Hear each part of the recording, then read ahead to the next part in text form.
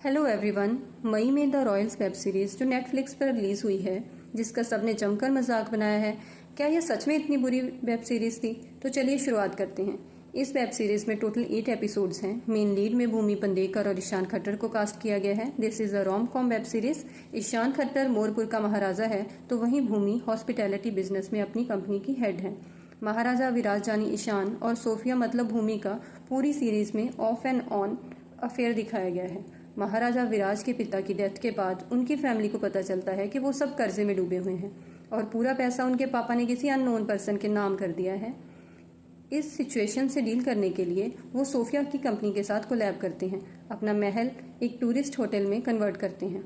पूरी सीरीज में विराज और सोफिया एक दूसरे के साथ कभी हुकअप करते हैं, कभी लड़ते हैं और फिर हुकअप करते हैं। दोनों एक दूसरे की तरफ अट्रैक्ट होते हैं, पर मिसअंडरस्टैंडिंग की वजह से कुछ भी ठीक नहीं हो पाता।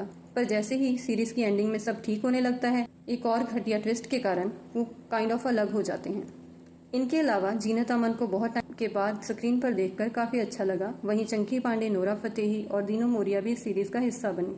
टू बी ऑनेस्ट, कहानी काफी हद तक अच्छी हो सकती थी, पर नेटफ्लिक्स का जो अपना अंदाज है उसकी वजह से ट्रोलिंग होना तो एक्सपेक्टेड ही था। अब इंग्लिश सीरीज की तरह हिंदी सिनेमा में एलजीबीटी कम्युनिटी को सपोर्ट करने के लिए गे कपल को ऐड करना स्टार्ट कर दिया गया है। ठीक इसी तरह द रॉयल सीरीज का क्लाइमैक्स भी कुछ ऐसा ही है। Apart from this, her episode में वियर्ड फैमिली ट्विस्ट डालकर इसे इंटरेस्टिंग बनाने की पूरी कोशिश की गई है। इसके अलावा ईशान खट्टर के कैरेक्टर की डेवलपमेंट की बजाय उसकी बॉडी पर काफी ज्यादा फोकस किया गया है। पूरी सीरीज में प्लॉट हो या ना हो, ईशान का शर्टलेस होना मस्ट है। They could have done a better job, specially the way of presenting the actors. Acting wise सबने बहुत अच्छा किया है। इवन दो भूमि को उसके लिप्स की वजह से बहुत ट्रोल किया गया है, but it's not that bad. She has done good work, जैसा उसको बोला गया था may be. Apart from this, series में बहुत ज्यादा ड्रामा, फैशन और रॉयल स्टाइल के साथ बाकी कैरेक्टर्स की कहानियां भी साथ साथ चलती हैं। पर डायरेक्टर्स को बेसिक अमेरिकन स्टाइल को छोड़कर हिंदी सिनेमा की स्पेशलिटी पर फोकस करना चाहिए था। They tried hard to make it look like a cheap porn. I am really disappointed by the plot. 3 out of 5 just for an effort.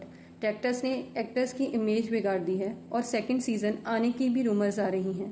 पहली बात तो इनको सेकंड सीजन नहीं बनाना चाहिए। अगर बना भी रहे हैं तो अपना सारा रायता समेट लेना चाहिए, because it was suppose to be a love story of a king and a normal girl.